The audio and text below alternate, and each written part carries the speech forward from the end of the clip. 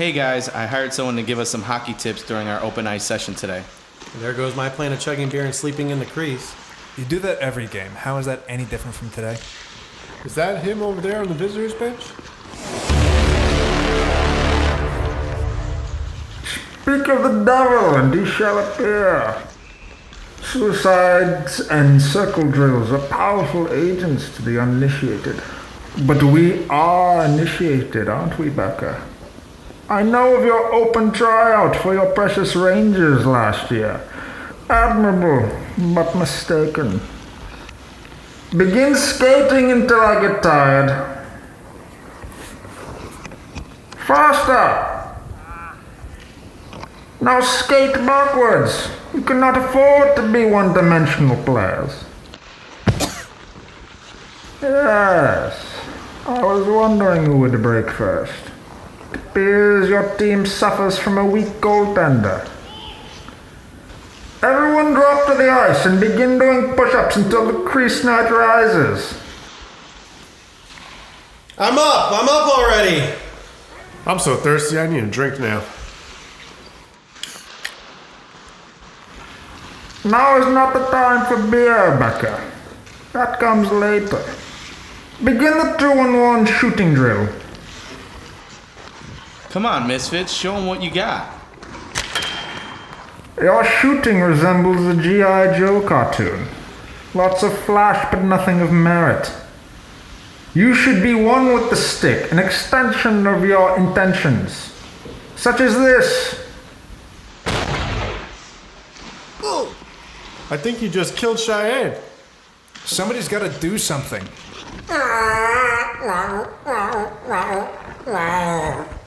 I'm paying you a lot of money to train us, not kill us.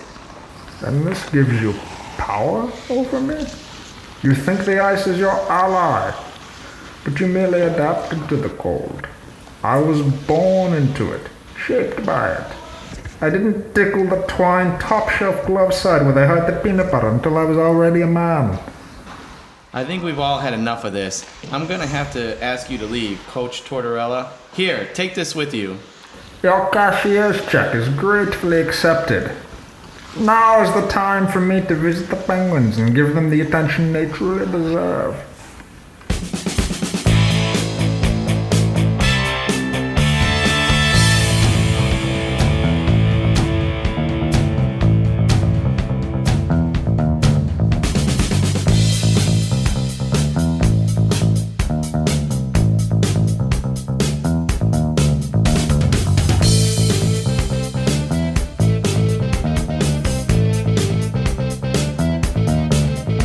Welcome to the Misfit Boyz podcast, the place where everybody knows your name, but only if you like us on the Facebook machine.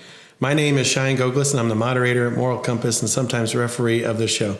I am joined today by Armando, a.k.a. El Capitan, a.k.a. El Jefe, a.k.a. Black Hawk Down. Mikey B, uncle to the Guinness World Record holder for most breakaways missed in a game. Jeff, Senior National Security Advisor at Tinder. Gentlemen, start your beverages. Son of a bitch. Fucking rookie. Can check, Armando. Oh my god, that's delicious. You're My Boy Blue, Blueberry Wheat Ale by Brewbus Brewing. Delicious. Very nice. Absolutely It is delicious. Oh my god. Oh, so good. I am trying the 2 Henry's blueberry vanilla wheat for the first time, and goddamn is it delicious, I must say. It is. These all sound really familiar. I'm enjoying. I've gone away from the blueberry. I'm having a Big Storm Brewing Company Amber Ale Wave Maker. Oh, the Wave Maker. The Wave Maker. Yeah, respect the wave. sexy. Respect the wave. It's the official beer of respecting the game. Oh, is it? All right. I'm saying that because when you respect the game, you don't make any waves. You're right. Just remember, it's bigger than all of us. That's way bigger. So the amber, where would you compare that with? I'd say maybe like a Yingling style. Yeah, maybe like a lighter Yingling. Okay. All right. And I've got Cigar City Brewing, Florida Cracker. It's a Belgian-style white ale. Very good for Belgian wheat. Little lighter, perfect for a hot day. Today is not that hot day, but it's still delicious. Does anybody see the irony that the brown man is drinking a Florida Cracker? I don't want to say anything, but Does anybody see that? I see another brown man can say that. So That is our beer. You cannot drink it. That's right. Did you know that the first cowboys are actually black and Hispanic? No. Hit with logic. Yeah, they were doing all the grunt work, herding the cattle That's good. and that kind of This stuff. is and absolutely, very this good. is the best. This is my favorite beer that Cigar City produces. Oh, the Florida Cracker. I know like Highlight gets all the run. Yeah, But they get the press. not an IPA fan. Me either. So- We talked about that. I have some in my fridge at the house to have for guests to come over, but I don't touch the stuff myself. But I'll drink just about anything else from Cigar City, and that's excellent for any occasion. All right, guys. So tonight we had a really close game. I think the final was what, 4-3? 4-3. Yeah. 4-3. And Man. better. Well, I think it was Jeff who called it first, and then I called it when Cheyenne was coming to the benches to take him out a minute left. I mean, we were down 1 goal. Why not, right? Absolutely. Didn't know we were going to put one in there right at the very end, but, it is what it is. Yeah. It was a weird game, sort of typically what you get with beer league hockey, which is terrible officiating, terrible scorekeeping. The clock just started running for no reason. Yeah. It was like blind mice out there. Going up to them, hey, they're holding the jerseys. Oh, we didn't see that. There was a play where the other team backhanded it up in the air and it went off the netting, which should be whistle blown, dead play in their own zone. And one of our guys caught it on the blue line. He's standing on the blue line. He catches it. And the ref put it outside of the zone. I have no idea why the hell they did that. That's why they're men's league refs. I mean, Unbelievable. do they even need any training to be a ref, or do they just throw the stripes on someone? And I stick think them out you there? collect cereal box tops, and that's how you become a ref. That's what that's all about. I think somebody brought it up before that some of these refs are watching the NHL and they're being influenced by the NHL rules as opposed to USA Hockey rules, and there are some differences, and that's where we're seeing some issues for sure. I think these refs just need to watch the damn game, period. Like, they might be watching the NHL, but they're not watching our game. And if they are, I don't know what game they're watching. Because there was some just terrible calls tonight. Absolutely terrible. At one point, they waved off an icing. They said it was hybrid icing, but he iced it from behind the blue line. Made no sense. No sense, but it was hybrid. Yeah, whatever. And Mike, what did you end up in the box for today? Oh, what was it this week? I want to say holding. I think it was holding, yeah. Or They could have called you. Or hooking. Oh, no, it was hooking. It was hooking. It was hooking. It was That's what hooking. might have it been was. hooking. Even There though was my a stick holding was call. on the ground the whole goddamn This is time. the benefit of Hooking. having bad refs is I think they missed the holding call. They You missed actually the committed, hold, the and they just slash. called you for a hooking call on another The play. check from behind. holding on me, but they won't call the holding when it happens against me. Yeah, I mean, what are you going to do? I don't know. 4-3. The problem was I just feel like, we didn't really start getting our heads into the game till third period. I felt like the first 2 periods were flat. We were in the game and we stayed in the game, but, third period is when we picked it up and started putting some good passing, using our points, doing our thing, but we just decided to wake up too late. From my perspective, I thought you guys came out of the gate pretty well. Not speedy per se, but you guys controlled the puck. You were on their end for the majority of the first half of the first period. After they scored the 2 quick goals, that's when it seemed like not necessarily panic mode, but just lost the oomph. Whatever oomph you had in that first half of the first period was gone. And then you started showing little signs of life in the third period. And then I could see you guys starting to chirp at each other and getting upset. And as people are skating by, I'm hearing them grumble and this and any other. And that's why I called the timeout, because we needed a regroup. And, I've said it before, Armando, if I'm out of place for doing that or I'm not doing something right, I know you're going to tell me something. But I really felt the need to just kind of get a regroup. We had 8 minutes left in the period. We had plenty of time to come back. We were only down 2 goals at that point. There was no reason why we couldn't have regrouped and come back, but it just I think the temper's dampened down, but other than that, the play continued as it was before. Like I told you guys before, call timeouts, do what you got to do. I mean, just because I wear the C doesn't mean anything. You guys have been a part of this team since we started, so we got to do what we got to do. I think we took ourselves out of the game with the grumbling and the bitching on the bench, and when that's when we play our worst. And again, we were our own worst enemy tonight. And 4-3 loss. I mean, it's only a goal, but there should have been no reason. We should have had that game. So, yeah, especially when you see how we played in the third period and how much we controlled it in the offensive zone.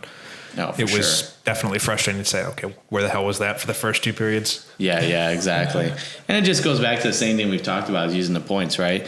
That one shift, I think we had 4 quality shots on goal with me, Becker, and Blackburn on the ice, along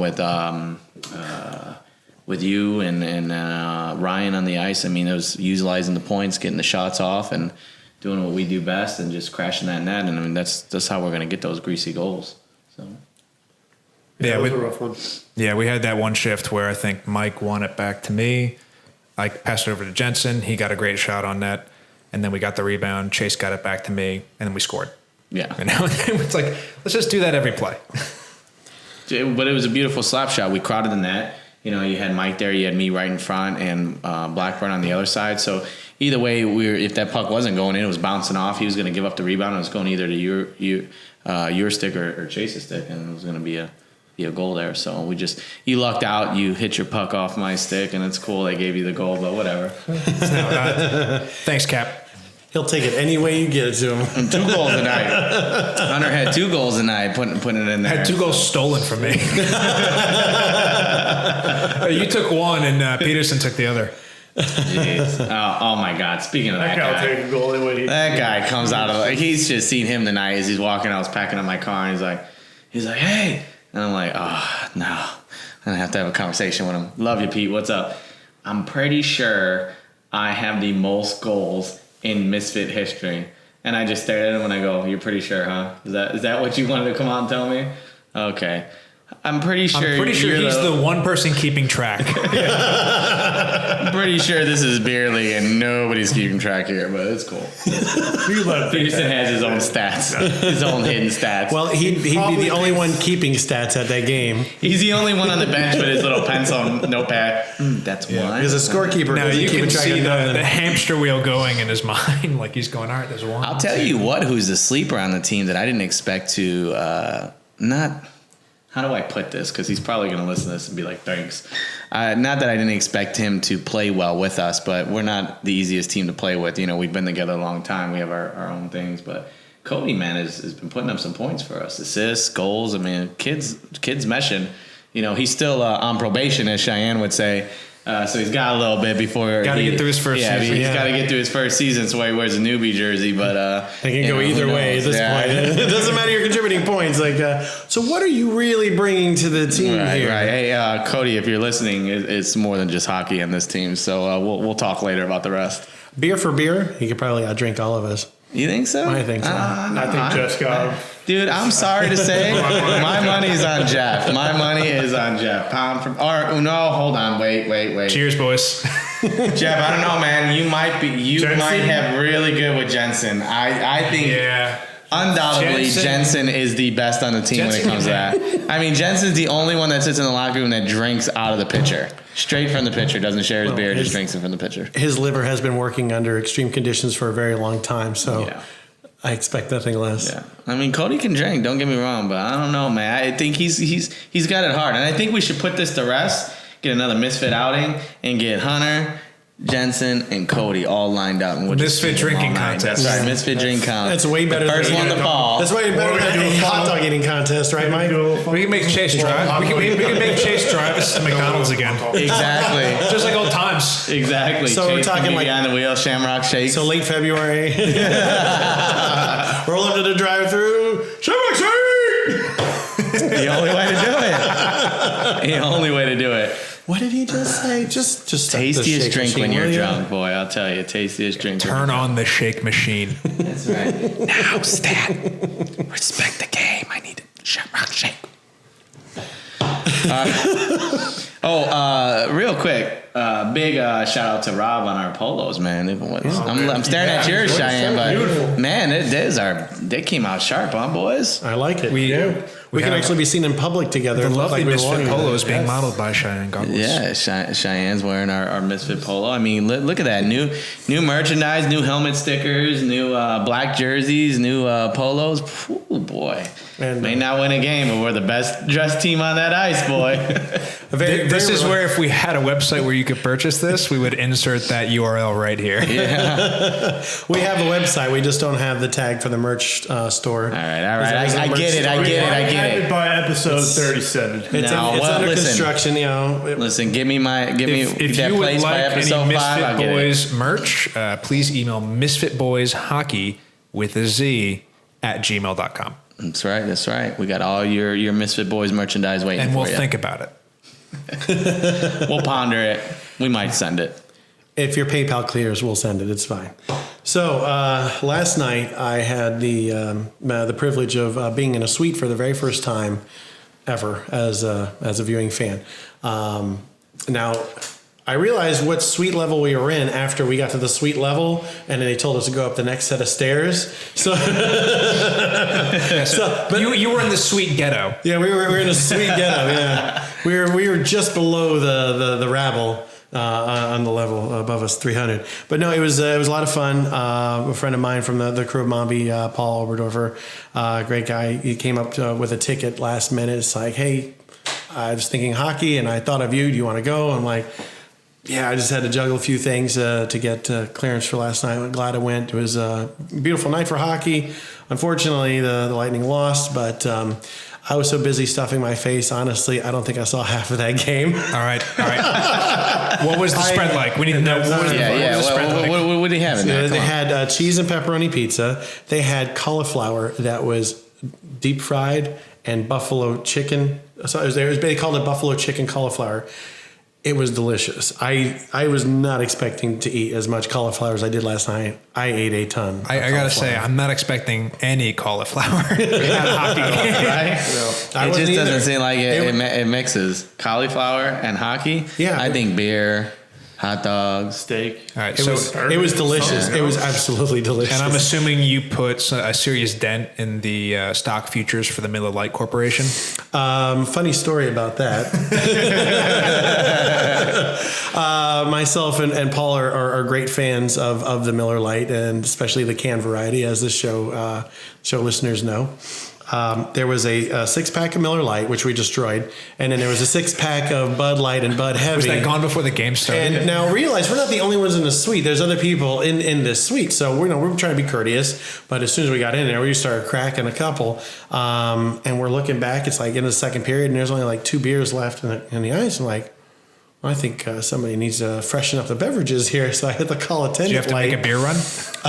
And she's like, oh well, the suite owner is not here to authorize another purchase, but there's a menu here, and all I need is for you to swipe your card, and we can get you whatever you want. I'm like, okay, so this isn't the unlimited suite. I get that. They're probably budget to have X amount of stuff. They probably have food that they pick from a menu to have each game to try different things or whatever. $43 for a 6-pack of Miller Lite. Oh my God!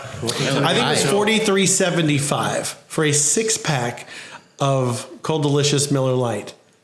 That is a lot. $43. I think my 12-ounce previous beers. high was 36 for a 6-pack at a spring training game for the Phillies, like 2 years ago.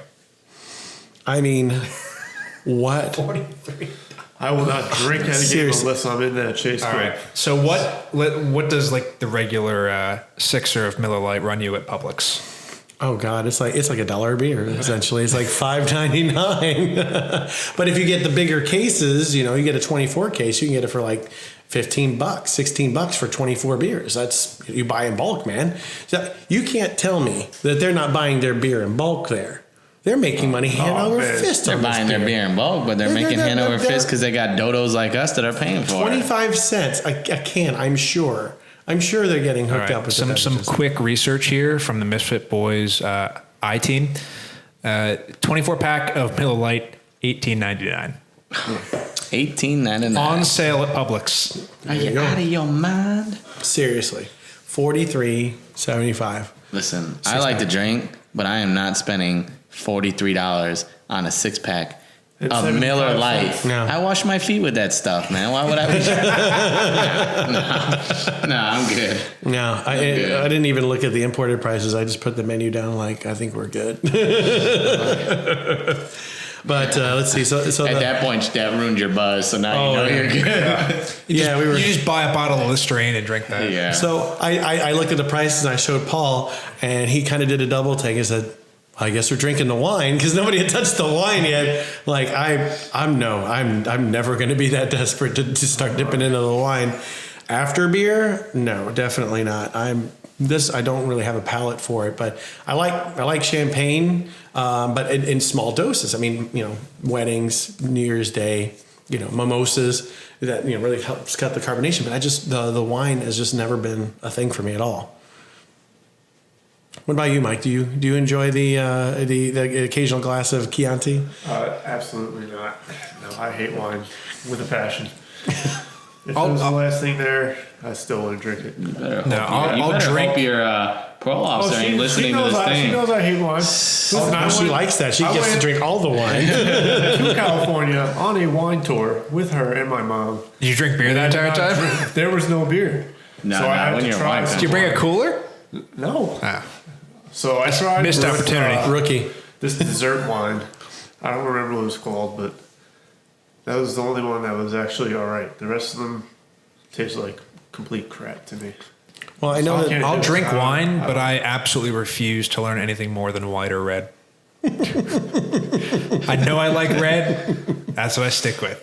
Yes. Can you bring me a menu of your finest white Zinfandels? Or you can just mix a white and a red together. It'll look the same. Can you bring me a box of your finest Franzia? Oh, goodness. So, not every game, but it seems on a regular basis, Armando likes to create a little mood in the locker room before the game by playing music. And for the last 3 years, the music choice has been DMX or DMX. And I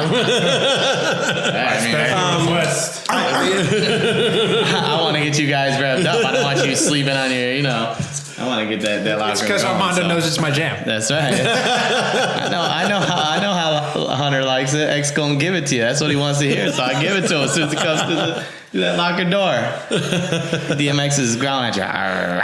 get the occasional corn on request, 5-finger death punch snuck in there. But or if you're Peterson, Billy Joel. Dude, last week he asked for Red Rolling Stones. You obliged him. He had probably the best game this season. Yeah. he, for such a young guy, I did oblige him, but rock man. Just so everybody remembers, the last song we listened to was X Gonna Give It To You to get everybody going. You got to set the mood. That's right. I forgot my speaker though tonight. So there was no mood setting being done. Goals, so maybe That's coincidence. Nah. Hunter gonna give it to you. Hunter was playing that song in his head on the ice. He's skating as he's bebopping on the ice. What? I played tonight too. You gotta stay tough. Gotta force him out of the crease.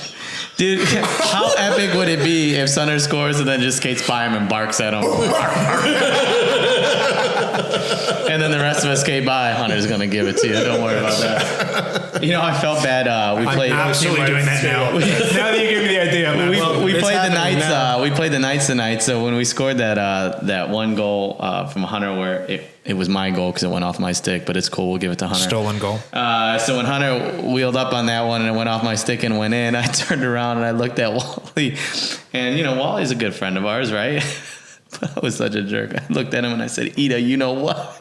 And I smiled at him and skated away, and he just gave me this bizarre look like, did he really just say that to me? Like, what's going on here? I was just so happy we scored that I wanted to express my happiness.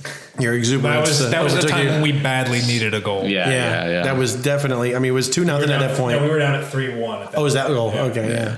Well, the aggravation was he had stopped like 3 shots previous to that, so the fact that it took that one shot to get in, I was definitely wanting to let him know that I was excited about it, and I just wanted him to eat something a little later on the ice. You should have barked at him. You know what? From now on, Jeff, that is exactly what I'm going to do. If I'm on the ice and we score, I'm barking the whole way to the bench. I'm pissed because this is a missed opportunity. Like, I had 2 times tonight where I could have barked. You should have. Should have just barked. And I'm telling you, the rest of us, we're just going to skate by. Jeff going to give it to you.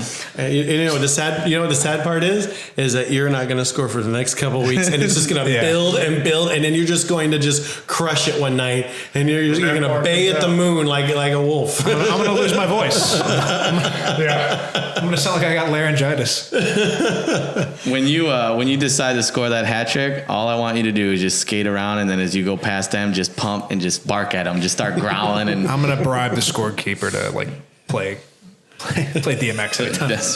We'll hook up the phone. All right, as soon as he scores, just blast that one.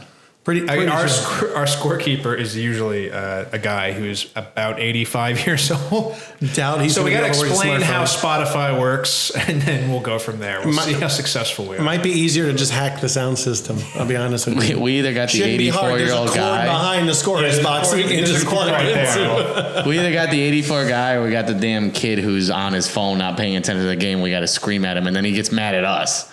What? Stop the clock. Jesus. He scored 30 seconds ago. Stop the clock. That was another Why are you yelling point, at me? I'm trying to build point an of empire. contention in our game where we were attempting to come back, and they decided that they were just going to run the clock. I assume because they thought that we couldn't win. Yeah, I guess that's... You know how that goes. They're hourly. They don't get paid bonuses based on how long the game goes or how well we're playing or anything like that. But getting back to the DMX thing, so it's become an unofficial tradition. Not quite a superstition, but definitely more of a locker room tradition. Mm-hmm. But it made me think about superstitions. I know that when I was younger and I first started playing roller. I would always dress from right to left. And most of that was just to make sure I got everything on.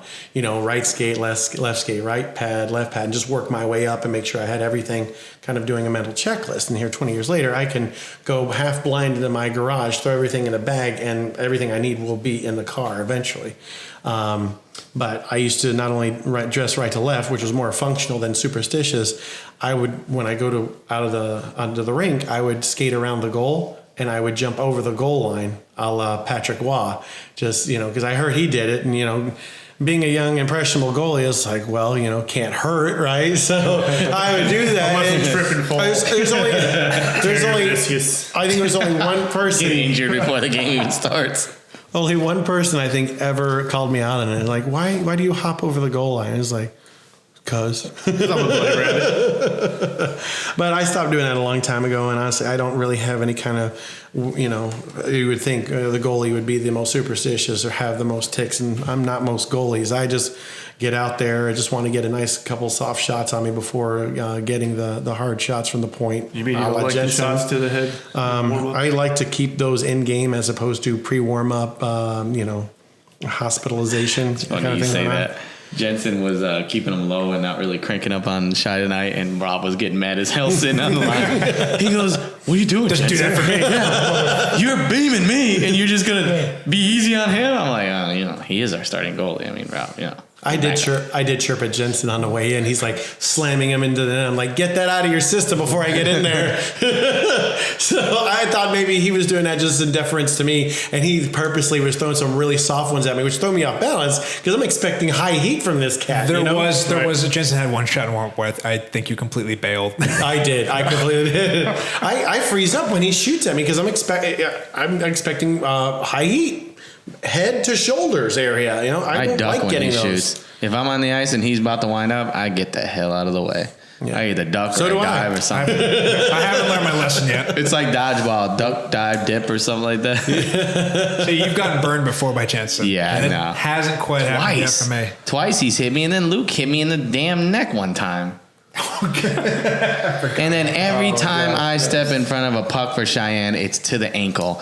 Those guys can never hit me in the shin guards. It's got to be right in the damn ankle. Never fails for me.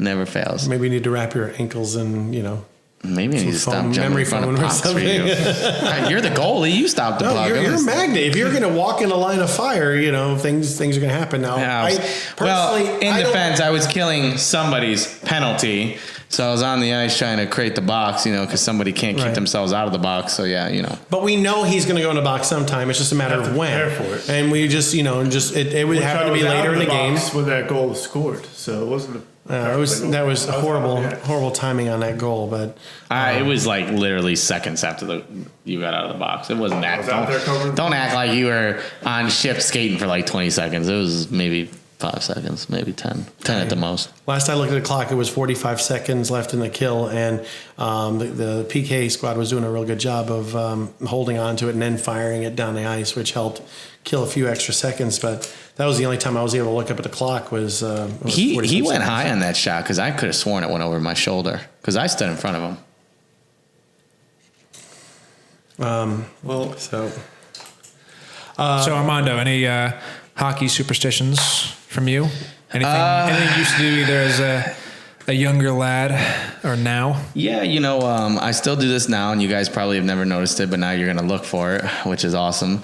But when I step onto the ice, I usually do my stretches, and then if you notice, I take 2 laps around behind the net, and when I come out my first lap, I hit the right goal post, and on my second lap, I hit the left goal post, and that's just my way of saying, hey, I've hit you now, so I don't want to hit you during the game. Just get in the back of that net. So that's my superstition, and I've been doing that since I was a kid. I got a couple. I like to, like Cheyenne, go left pad, right pad, tape up the left side, tape up the right side, and then I always got to sit in the corner in the locker room. Just something about it. I don't know. I like sitting in the corner. Nobody puts baby in the corner. Like sitting in the corner. Nobody can sneak up on you in the corner. Well, it's very protective. It's very sacred in that corner. I don't know. Dusty. A little dusty. A little drafty. But A little musky. Very more musky. spacious. Smelling like booty. Don't want to be near the trash can, especially if Peterson's walking toward it. And we'll leave it at that. Don't even get me started. Plastic bottle. Oh my God! It's like, all right, Jeffrey, you're up. What about you? I don't have anything really so much nowadays, but when I was younger, I was very superstitious. I would always tape my stick a certain way. I always put a little extra loop of tape right above the blade on the shaft of the stick.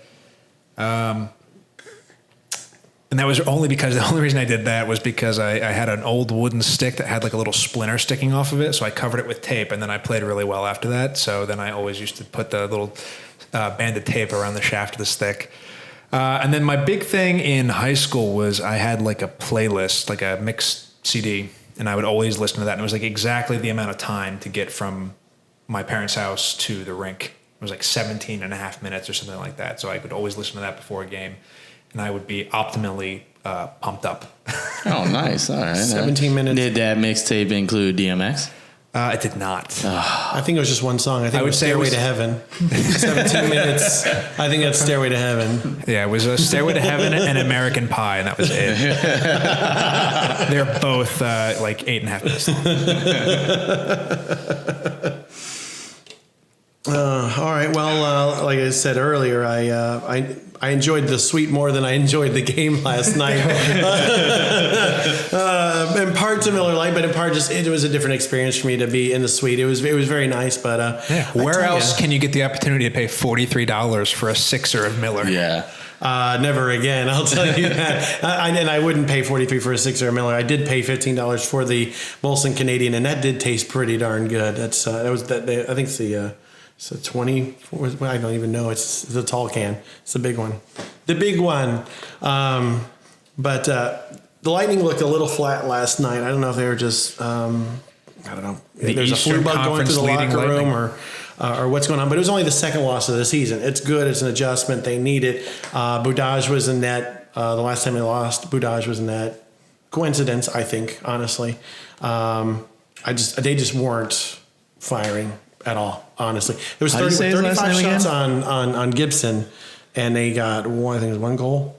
on 35 Yeah, I shots. think. Can you say his last name again for me? Sepidage. Okay. Just, I know that's not right, but that's how I pronounce it, so I don't no, care. it's cool, Patrick Roy. It's cool, Patrick Roy. Don't worry about it. Well, how do you pronounce it?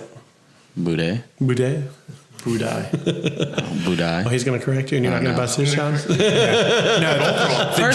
J is silent and the A is actually an I. He should probably just be quiet the rest of the podcast because we don't want to even start on his Rangers. So, Really? you got. Because the Blackhawks are doing so good right now. Well, We still got more wins than you. The Rangers are the only team in the theme of NHL have this officially segment been is eliminated from teams the who are playoffs in already. trouble. Yeah. I mean, you're not even in the playoffs. So who do you think you guys are going to draft first round? 10 games in. God damn. Who do you think you guys are going to... Have you been watching the same team on the ice? I'm just curious. Oh, no. There's definitely some problems there. But, Some problems, yeah. All right, so here's the question. Is this a slump or is there a very real problem there? they need to get rid of Alain Vigneault. That guy has no command over his team anymore. They just do not want to play for this guy. And every game, they just come out flat-footed, and they're playing 30, 40 minutes a night. And you got to play a full 60-minute game to win in the NHL. And they don't want to do that for this guy. So I think there was an article that says if they lost to the Golden Knights, that it would be AV's last game. So let's hope the Rangers lose, and this guy is finally gone. How fantastic are the Golden Knights right now, speaking of which. They are very good, but here's the question. They've played a lot of games at home, and they're about to go on, I think, a 2-week road trip. Yeah. How are they going to do Which is maybe that's a problem with Vegas, is living in that city where you kind of get forced out pretty good in Colorado of your arena. Sure. Colorado. Most people do well in Colorado, It's the altitude. except for the Avalanche. I mean, the Avalanche beat the Blackhawks a couple nights ago, so Here we there's go. that. Hey, so who are you guys going to pick up in the first round? When's your last in the We're probably going to trade our first round pick, to be honest, for a center eventually. Perfect ending to a perfect season. Once we're raising that cup. Speaking of teams that might be in trouble, I think we need to take a good hard look at the Edmonton Oilers. Oh, yeah. They're really not. A team that Yeah. reportedly, I just saw a report of today, that is looking for scoring on the wing, which is very interesting coming from a team that traded away Taylor Hall and Jordan Eberle very recently. And they are missing them dearly. But there's another rumor that they could be trading the New York Rangers for Chris Kreider, sending over Ryan Nugent-Hopkins. So we'll see if that pans out. Don't really like that deal, but Yeah, we but do need a center. Do you think that that's what's going to get them going? I don't think they need a center. Like they I need said, some they wing need to get power. rid of Vigneault. And the Oilers, I don't know what's going on with the Oilers. They got the same team as last year. They can't get it together right now. The Oilers have only scored 22 goals the entire season, which is an NHL low. So they definitely need to get some offense generated.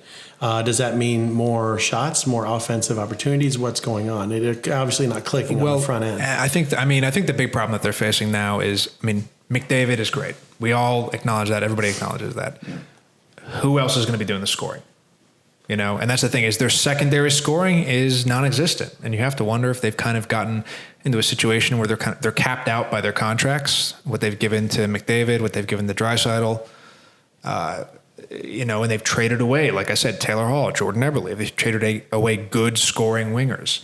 And, beyond McDavid, beyond Draisaitl, you got to say, who else is going to be doing the scoring there? And then the other problem is that they've got Talbot, who doesn't appear like he can play anywhere near where he was playing last season. He looks awful. Nah, he's having a rough time in the net, that's for sure. Having a rough time, and then it goes back to the whole Matthews in Toronto. They're still looking good, still putting up points and winning games. So I think they're lost to the Flyers last night. Well, look at the Flyers though. If you even look at the Flyers, you guys are still looking good. It's definitely I'd say a weird 10 games into the season, and just to look at the standings. Look at Washington; they're just behind the Blackhawks. The New Jersey Devils lead the Metropolitan. They're supposed to be fifth right now. You even got the Tampa Bay Lightning in number 2. Absolutely not. Yeah, no. nobody thinks the that. Devils are not for real. The Vegas Golden Knights are not for real. The Rangers are not for real. Well, what about LA coming out of nowhere? Looking really lackluster last season, and then I think it was just a change of coaching staff that finally, lit the fire under their butts, because they had the same team for how many years now? I mean, not much changed. Maybe a couple players, but I mean, Quick was injured last year, game 1, done for the season, so that's a big help as well. The guy's playing outstanding. So you gotta, that's a testament to him, how much he means to that team. Would a coaching change be any help to the hapless Arizona Coyotes, who are off to an 0-10 start? NHL's worst start No, they're in also over the 74 years. youngest team in the NHL, I believe. And Nobody expected the Coyotes to contend. Everybody knew that they were going to be bad. They're going to be bad. 11? I thought they'd at least win one game by now. well, They went to overtime one of those games and lost. So To the Blackhawks. Oh, no, they didn't lose. They lost to the Blackhawks, 4-2, 5-2. They lost in overtime just after that. But they, who knows? They're on a 5 or 6 game road trip right now. It's not looking very good. Well, you got them 0-10, and then you got Montreal and Edmonton right there, right? Montreal, who knew that they were going to start out the way they did? I mean, Price looks really frustrated. Well, it just goes to show how much Price means to that team. Just like we were talking about Quick in LA. If they're not going to play defense for Price and not score any goals either, then do you think they're not going to win. Any regret here in giving Carey Price $10 million a year for the next 7 years? No, the guy's earned it. I mean, he's been in the league, 10 seasons? Got a couple Vezinas. I don't think he's the problem. I think they gave him the money he deserved too. I think he's a steady presence there, and he's definitely, I think, the linchpin. I think of the problem is the Canadians. defense. They got nobody backing him up. I mean, I don't know about you guys, but I've been watching Price for a long time play this game, and I've never seen him bang his stick against the post like he did. He's notorious for that. Yeah. He does that a lot. I've seen like Tuukka Rask and Quick lose their cool, but I've never really seen Price lose his cool like that in that kind of fashion. Which goes back to, do you think that the PK Weber deal was still a good shot for them? Because they've kind of, ever since that trade, I don't really see, it looks like their defense is really struggling. I think PK needed a change of scenery. I just don't think he was going to be, if you look at him in Nashville, he's really kind of a different player than he was in Montreal. In Montreal, he was trying to do way too much. And that was his problem, is he was trying to do way too much offensively, and that was creating slip-ups, and other teams were taking advantage. And in Nashville, he's really embraced his role as just a lockdown defensive guy, and he's not really trying to do too much offensively like I think he was trying to do in Montreal. So I think I think it's a fine trade. I think contractually it's probably bad for Montreal just because Shea Weber's making a ton of money, Thanks to the Flyers. Thanks to the Flyers. I think the Flyers are basically responsible for the only offer sheet in restricted free agency. And then everybody after that decided, this is a terrible idea. Let's never do it.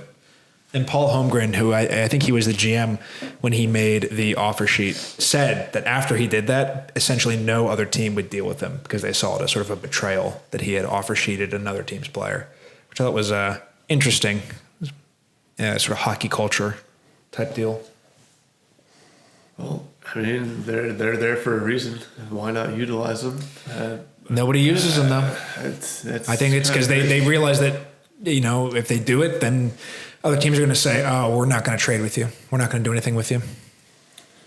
It's kind of crazy. I mean, I would have thought the Rangers would have done it on Andre Zotto, or there's another center who was out there, restricted free agent, and nothing. Yeah, like Pasternak or somebody like that. Yeah, or Pasternak, before he got his big deal. And he eventually got, way below what I think his market value was. He got like 6 years, $40 million. Yeah.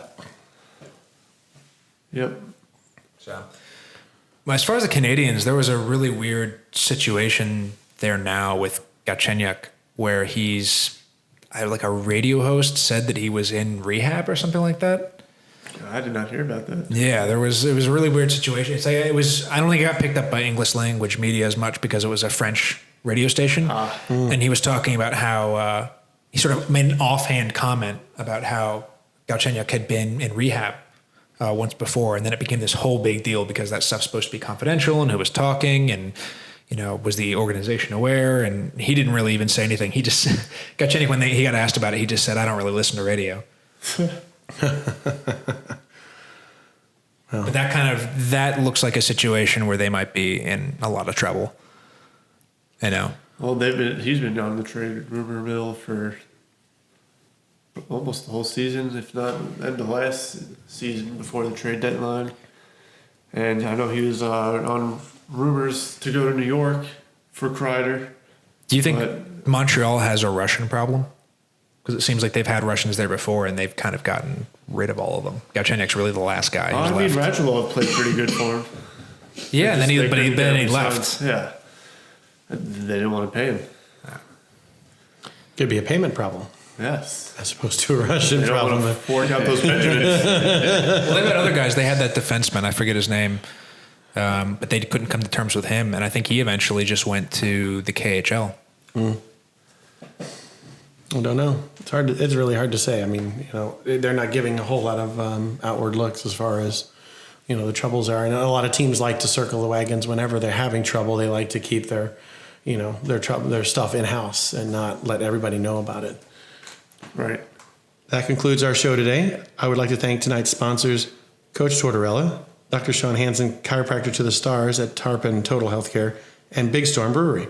For more information on us, please visit our Facebook page, Misfit Boys Hockey, with a Z. Fresh episodes posted every week. Thank you for listening, and have an ice week.